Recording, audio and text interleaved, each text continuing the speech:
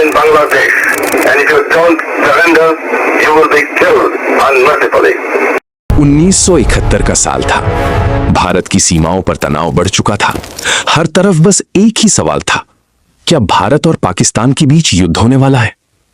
लेकिन दिल्ली में बैठे कुछ लोग जानते थे, अगर युद्ध हुआ तो सिर्फ बंदूकों से नहीं जीता जाएगा, क्योंकि दुश्मन सिर्फ सीमा के उस पार नहीं था, उसकी सबसे बड़ी कमजोरी सीमा के अंदर छुपी हुई थी।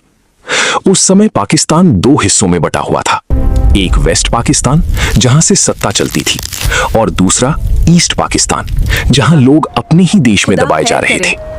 वहां के लोगों की भाषा अलग थी, पहचान अलग थी, लेकिन उनके साथ व्यवहार दुश्मनों जैसा किया जा रहा था। गांव जलाए जा रहे थे, लोगों को मारा जा रहा था, और लाखों लोग जान बचाकर भारत की तरफ भागने लगे।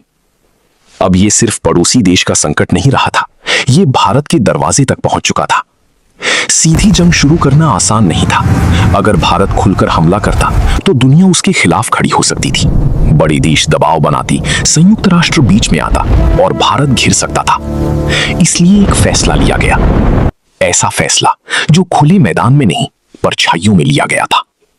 भारत ने चुपचाप ईस्ट पाकिस्तान के अंदर उन लोगों को ढूंढना शुरू किया जो आजादी चाहते थे।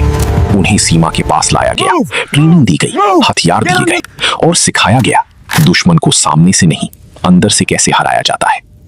यहीं से शुरू हुई मुक्ति वाहिनी। धीरे धीरे रातों में हमले होने लगे। कहीं पुल उड़ गया, कहीं सेना का ट्रक गायब हो गया, कहीं कम्युनिकेशन लाइन कट गई, कहीं चौकी पर अचानक हमला हो गया। पाकिस्तान आर्मी परेशान थी, उन्हें समझ नहीं आ रहा था कि दुश्मन है कौन। बाहर से कोई सेना नहीं आई थी, फिर उनका सिस्टम टूट कैसे रहा था। असल में जंग शुरू हो चुकी थी, बस दुनिया उसे देख नहीं पा रही थी।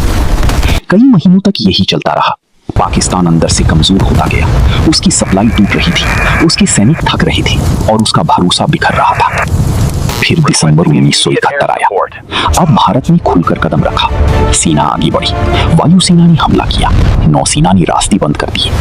जो दुश्मन पहले से अंदर से टूट चुका था, वो ज्यादा देर टिक नहीं सका। सिर्फ 13 दिनों बाद 16 दिसंबर 1971 को पाकिस्तान ने सरेंडर कर दिया। 93,000 सैनिकों ने हथियार डाल दिए। इतिहास का सबसे बड़ा मिलिट्री सरेंडर दर्ज हो चुका था। एक नया देश पैदा हुआ, बांग्लादेश, और दुनिया सोचती रही कि भारत ने ये जंग सिर्फ 13 दिनों में जीती। सच ये था, भारत ये जंग महीनों पहले ही जीत चुका था।